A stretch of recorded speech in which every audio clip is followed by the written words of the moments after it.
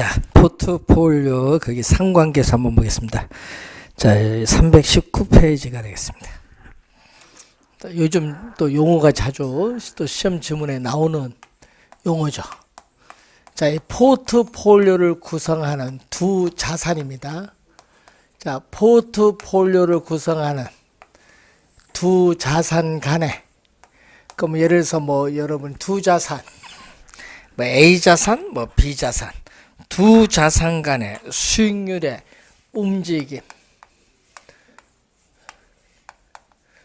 두 자산 간의 이 수익률의 움직임, 이 변동을 측정하는 지표죠. 자, 포트폴리오를 구성하는 두 자산 간의 수익률의 움직임, 이 변동을 우리가 측정하는 지표다.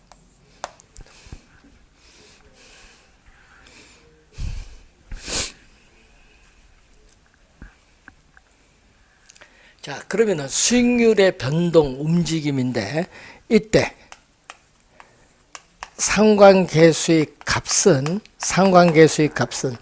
마이너스 1에서 얼마? 플러스 1까지의 값을 가져요. 이때 마이너스 1의 값을 가질 때를 우리는 완전자를 붙이는 앞에 완전한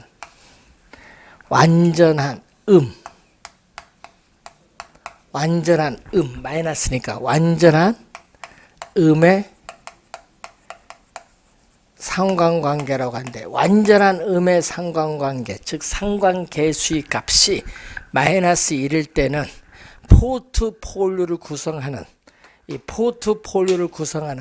자산의 구성 비율을 조정하면은 피할 수 있는 위험인 비체계적 위험을 0까지 줄일 수 있다는 거죠. 자, 그리고 플러스일 때는 또 완전자를 또 붙이죠.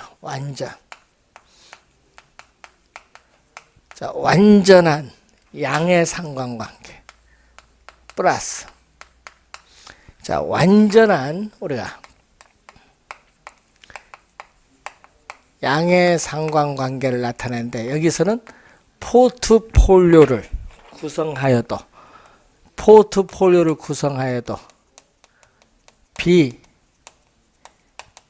비체계적 위험은 제거가 불가능하다. 이런 비체계적 위험은 제거가 불가능하기 때문에 이 포트폴리오 효과, 위험 분산 효과는 전혀 없다는 거. 자, 관련해서 이런 얘기인데, 결국 마이너스 1로 갈수록 좋거든요. 그러니까 마이너스 1로 가면 갈수록 비체계적 위험은 0으로 가니까 포트폴리오 위험 분산 효과는 커지는 거고, 반대로 이쪽 갈수록 플러스 1로 갈수록 포트폴리오 효과, 비체계적 위험은 제거가 안 되니까 포트폴리오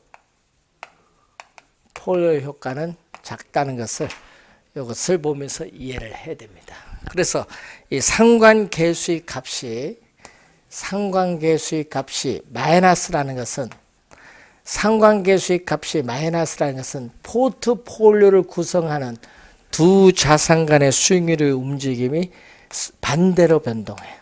자, 예를 들어서 한 자산의 수익률이 증가하면은 다른 자산의 수익률은 감소하는, 반대로 변동할 때는 상관계수의 값은 마이너스로 가고요. 상관계수의 값이 플러스로 간다는 것은 한 자산의 수익률이 증가하면 다른 자산의 수익률도 증가하는 경우, 수익률의 움직임, 이 변동이 뭘로? 같은 방향으로 변동.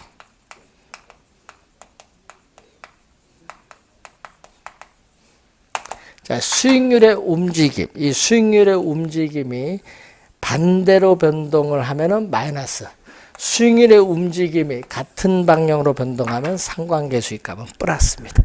자, 이 상관계수가 가끔 또 지문에 요즘 나오고 있습니다. 자, 그리고 포트폴리오 기대 수익률은 또 표를 이용한 계산 문제가 출제를 한 4번 했었거든요.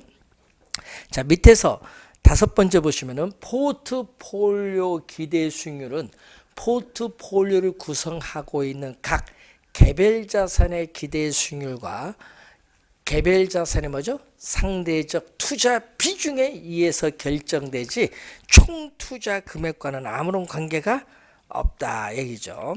자, 그러면 그 밑에 수식이 이런 형태의 수식 계산은 어떻게 하느냐? 자, 11번 문제 한번 보겠습니다. A, B, C 세 개의 부동산 자산으로 이루어진 포트폴리오가 있다. 이 포트폴리오의 자산 비중 및 경제 상황별 예상 수익률 분포가 다음 표와 같을 때 전체 포트폴리오 기대 수익률은 얼마냐? 다만 호황과 불황의 확률은 각각 몇 프로? 50%. 자, 호황일 때 A 부동산은 A 부동산의 기대 수익률은 몇 프로? 호황일 때 6%, 불황일 때는 4%다. 그러면은 불황일 확률 50%, 확률도 50%니까 우리는 A 부동산의 기대 수익률은 몇 프로죠? 우리가 5%가 되겠지. 자, A 부동산의 기대 수익률은 5%입니다. 자, 그리고 B 부동산은 B 부동산일 경우는 얼마? 8%. 이게 4%죠. 자, 호황률 확률 50%, 불황률 확률 50%니까 얼마? 요거는 6%. 자, C 부동산은 호황일 때 10%, 호황일 때 10%, 불황일 때 2%가 되겠죠. 호황률 확률 50%, 불황률 확률 50%. 이것도 6%가 되겠죠. 자, 이렇게 포트폴리오를 구성하는 이 개별 부동산들에 있어서의 기대 수익률을 구했어요. 그러면 뭐를 구하나 이제? 전체 포트폴리오 기대 수익률을 구하라. 자, 전체 포트폴리오 기대 수익률 구하라. 얼마냐? 전체 포트폴리오 기대 수익률 얼마? 자, 우선은 A 부동산 기대 수익률 얼마? 5%. 그리고 B 부동산 얼마? 6%. C 부동산 얼마? 6%. 이렇게 포트폴리오를 구성하고 있는 개별 자산의 기대 수익률에 뭐를? 각 자산의 상대적 투자 비중을 곱해서 구하면 돼. 그럼 거기 투자 비중이 나왔죠. 두 번째 칸 포트폴리오 비중. 이게 상대적 투자 비중인데 2, 3, 5가 나왔죠. 100%에서 20%니까 0.2, 100%에서 30%니까 0.3, 100%에서 50%니까 0.5가 되겠지. 요걸 계산하면 되죠. 그럼 얼마? 1%, 1.8%, 얼마? 3% 됐던 얼마? 5.8%가 구하고자 하는 답이죠. 자, 이런 형태의 문제를 4번 출제했어요. 숫자만 바꿔서 출제하지 뭐. 그래서 한번 잘 확인을 해 두시기 바라고. 자, 그러면은 이 포트폴리오, 최적 포트폴리오 선택의 밑에서 세 번째 보시면은 효율적 포트폴리오라는 용어가 나오죠. 자, 기대 수익률. 기대 수익률, 위험, 기대 수익률 위험 평면에서 얘기죠. 자, 요 밑에 것만 선택이 가능한데 주어진 동일한 위험에서 최고의 기대 수익률을 나타내는 이 포트폴리오를 우리는 효율적 포트폴리오. 주어진 동일한 위험에서 최고의 기대 수익률을 나타내는 포트폴리오. 위에는 선택이 뭐다? 불가능하다.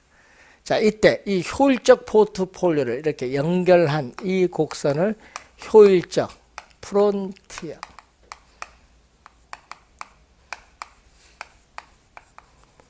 자, 요즘 시험에 프론티어로 많이 내죠. 효율적 전선, 효율적 프론티어.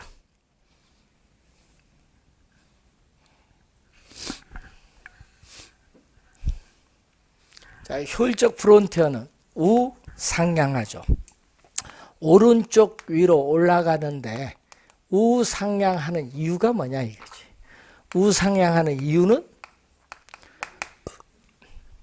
주어진 동일한 위험에서 최고의 기대 수익률을 나타내는 포트폴리오, 이보다 더 높은 수익률을 얻기 위해서는 R2란 위험이 안 되고 위험을 더 부담을 해야 돼. 그래서 우상향할 수밖에 없다.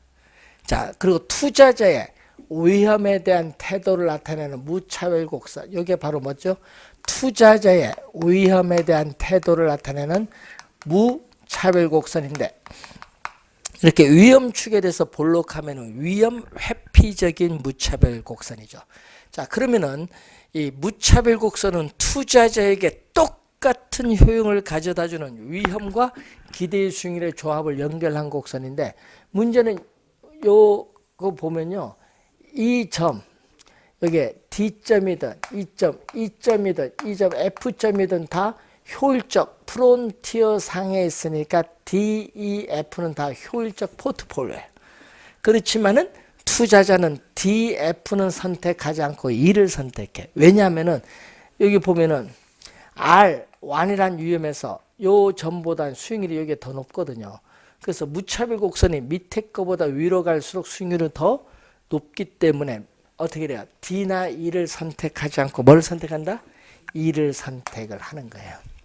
그래서 이 E를 우리 뭐라고 하냐? 이 점을 우리는 최저 포트폴리오. 또 여러분 2년 전에 정답 물었죠? 최적 포트폴리오.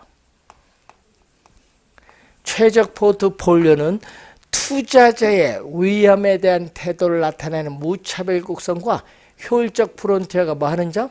접하는 점. 접하는 점에서 달성되는데, 이렇게 무차별 곡선의 기울기가 완만한 것은 뭐죠? 이렇게 무차별 곡선의 기울기가 완만한 것은 공격적 투자자, 공격적 투자자를 의미하고, 무차별 곡선의 기울기가 이렇게 급하면, 자, 무차별 곡선의 기울기가 이렇게 급하면 이건 누구? 보수적 투자자. 그럼 자, 이렇게 한 투자자에게 최적인 포트폴리오는 다른 투자자에게는 최적이 아닐 수 있죠. 보수적은 이 점이 최적이지. 그래서 한 투자자에게 최적인 포트폴리오가 다른 투자자에게 최적이 아닌 이유는 투자자마다 위험에 대한 태도를 나타내는 이 무차별 곡선이 서로 다르기 때문에 그렇습니다. 자, 그리고 밑에서 두 번째, 부동산은 위치가 고정되어 있을지라도 부동산의 위치, 유형, 가격에 따라 다양한 부동산 포트폴리오를 선택할 수 있다. 이것도 한 3번 출제된 지문. 자, 포트폴리오는 한 문제 나옵니다. 매년 한 문제. 자, 현금 수지의 분석도 매년 한 문제. 자, 부동산을 취득을 하죠. 자, 부동산을 취득을 하는데 총 투자한 금액. 자, 총 투자한 금액은 뭐죠? 내 돈, 자기 자본, 남의 돈, 대출금. 자기 자본과 대출금을 더해서 총 투자한 금액을 투입을 해서 부동산을 취득을 했어요. 그래서 취득을 해서 일정 기간 뭐 한다? 보유. 일정 기간 보유하면서 뭐 한다? 운영을 하죠. 자, 운영을 하는데 이 운영, 영업에 따른 현금 흐름이 나오겠죠. 자, 운영, 우리가 영업에 따르는 현금 흐름. 자, 운영, 영업에 따르는 현금 흐름을 계산을 해야 돼. 자, 운영, 영업에 따르는 현금 흐름을 계산을 하고 일정 기간이 지나면 뭐 한다? 처분하죠. 처분. 이 매각에 따르는 또 현금 흐름이 나오겠죠.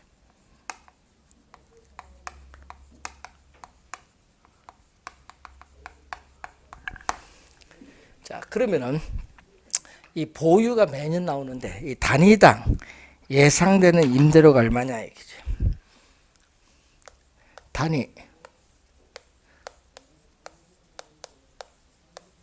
자, 단위당 예상되는 연간 임대료. 여러분 월 임대료가 아니라 우리가 임대료 계산할 때 항상 뭘로 계산한다? 연간. 이 단위당 예상되는 연간 임대료 얼마냐? 여기다가 뭐를 곱해줘? 임대 단위수 곱해줘. 이때 임대 단위수를 100%, 여러분 임대 단위수 뭐 몇 실일 수도 있고 몇 호일 수도 있고 몇 제곱미터일 수도 있는데 하여튼 임대 단위수를 100% 완전히 임대해 줬을 때 얻을 수 있는 최대한의 임대료 수입을 우리 뭐라고 한다? 가능 조소득 또는 가능 총소득 PGI라고 하죠. 가능 조소득, 가능 총소득, 잠재 총소득이라고 하는데 최대한의 임대료 수입입니다. 자, 여기서 100% 완전히 임대되기는 어렵죠. 공실이 생길 수 있잖아요. 공실 및 또 불량부채. 불량부채는 임차인이 임대인에게 임대료를 지불하지 못할 경우인데 작년 시험에 불량부채로 안 냈고 뭘로 냈다? 회수 불가능한 임대료 수입으로 출제했죠. 작년 시험. 그러니까 여러분 임차인이 임대인에게 임대료를 지불하지 못하는 경우니까 회수 뭐다? 불가능 임대료 수입이죠. 불량부채는 회수 불가능한 임대료 수입 빼준 거지. 여기다가 뭐를? 기타 소득. 기타 소득에는 영업외죠. 요거는 영업외 현금 흐름이 아니라 영업외에 발생하는 수입이에요. 대표적으로 뭐가 있냐? 자판기 수입, 건물의 주차료 수입, 세탁기 수입 이런 거 얘기합니다. 요걸 또 더해주면은 이제 공시를 감안한 임대료 수입인 유효조소득이 나오죠. 유효조소득, effective gross income. 유효조소득에서 부동산을 운영, 유지하는 데 드는 비용, 영업 경비를 빼주면 순영업소득, 순수익이 나오죠.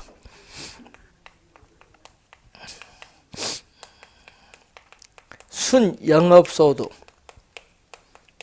순수익은 네트 아퍼레이트 인컴이죠. NOI인데 주의할 것은 영업경비에 포함되는 부분, 포함되지 않는 부분 잘 기억해야 되는데 우선 보유세 대표적인 재산세는 포함이 돼요. 재산세는 포함되고 건물에 있죠. 소멸성 보험료와 같은 화재 보험료 포함이 돼요. 화재 보험료 포함이 되고 또 각종 부담금 포함이 돼요. 그리고 관리비, 수선비, 유지비, 각종 수수료 다 포함이 되지 뭐. 수도요금, 전기요금, 또 관리인, 봉급까지 다 포함이 되지. 그런데 포함 안 되는 게 있죠. 포함 안 되는 게 뭐죠? 관리인 봉급은 포함되지만 소유자 봉급은 포함 안 되죠. 또 부동산 자체에 감가상각비는 포함이 안 돼요. 그리고 개인적인 업무비도 포함 안 된다. 이건 포함이 영업경비에 안 된다. 안 되는 것 되는 거 잘 기억해야 됩니다. 자, 그래서 순수익에서 뭐를 빼낸다? 부동산을 취득할 때 대출을 받게 되면은 이 대출금에 대한 부채 서비스의 원리금 상환액을 빼줘야겠죠. 부채 서비스의 원리금 상환액. 원리금 상환액은 원금 상환액에다가 뭘 더주면 돼? 이자 지급액을 더해주면 되죠. 자, 이걸 빼주면은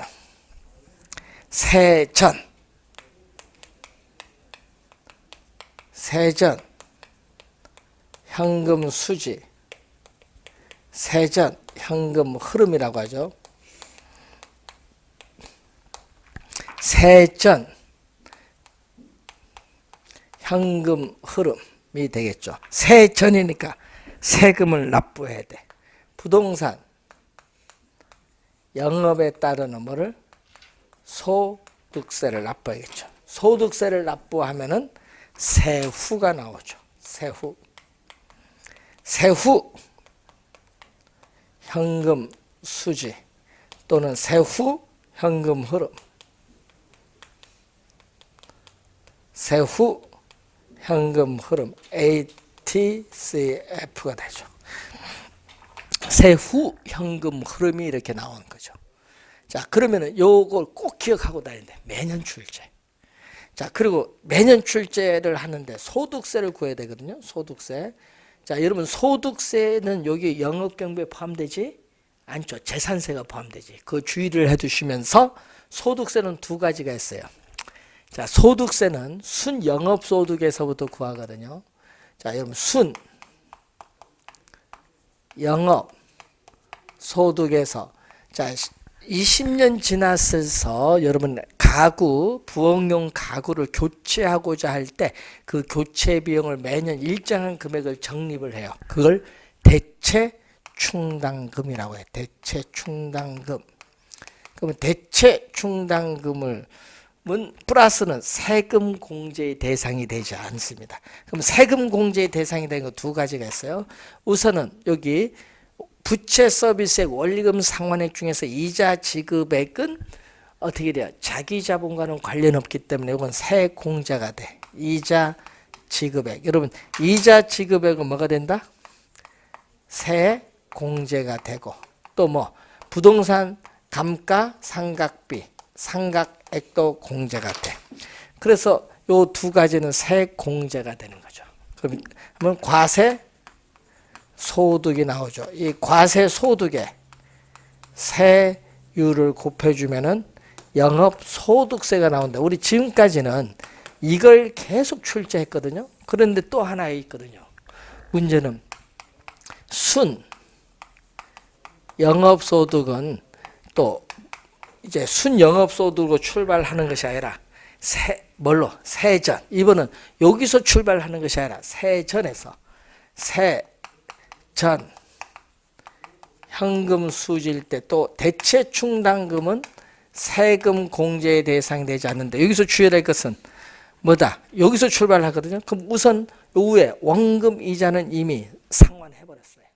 여기서 출발하니까 상환해버렸는데 뭐는 원금은 세금 공제의 대상이 되지 않아요. 이자는 여기서 빼줬잖아. 공제를 해줬는데 원금 이자에서 빼줬는데 이자는 세액 공제되니까 관계없는데 원금은 세액 공제가 안 되거든요. 플러스 뭐다? 원금 상환에. 원금은 세액 공제가 안 되는 거예요.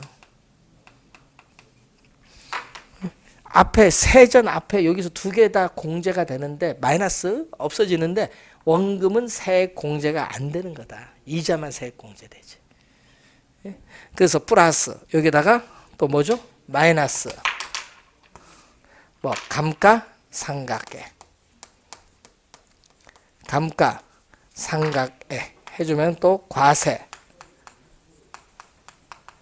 소득에 세율을 곱해주면은 영업 소득세를 구할 수 있다.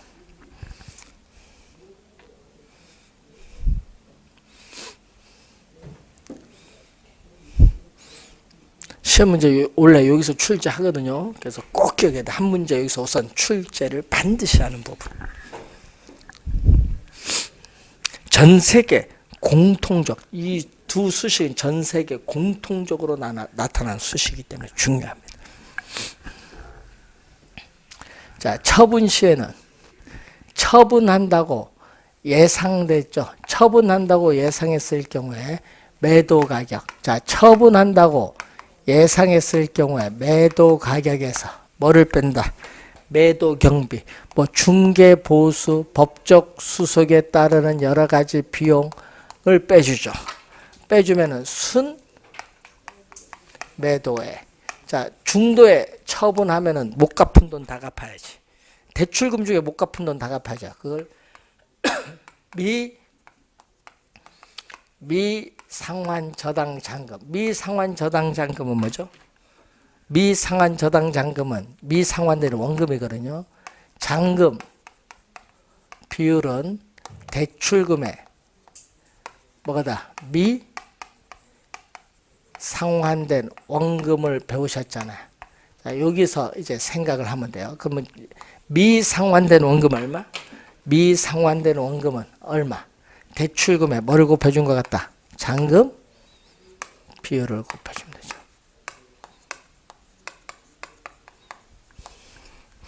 대출금에 잔금 비율을 곱해주고 요걸 빼주면 세금을 납부하기 전 투자자에게 돌아가는 목 세전 지분 복귀액이 나오는데 이 세전 지분 복귀액을 세전 매각에 따르는 현금 흐름. 자, 세전이니까 또 세금 납부해야겠죠.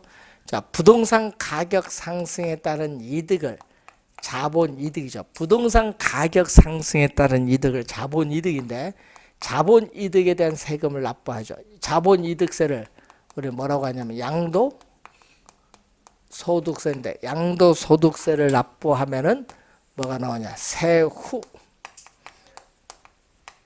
지분 복귀액이 나오죠. 세후 지분 복귀, 세후 매각에 따르는 현금 흐름이 나옵니다. 자, 요것보다는 요 수식보다는 어느 게 중요하다? 지금 요 보유 기간 동안 요게 중요한 수식입니다. 매년 요게 출제하죠. 자, 그래서 여러분이 이 내용들을 잘 정리를 좀 해두셔야 될 부분이 되겠습니다. 자, 329페이지까지 우선 설명을 했습니다. 그래서 이제 투자 이론은 요 부분과 이제 그 다음 부분 제7절 부동산 이제 투자 분석 이제 여러분 투자 진짜 이제 할 거냐 안 할 거냐 이 분석하는 기법인데 이 분석 기법에서 시험 문제 매년 4-5문제 출제하죠. 그래서 이 분석 기법에서 계산 문제도 나오잖아요. 수익률 계산해야 되니까.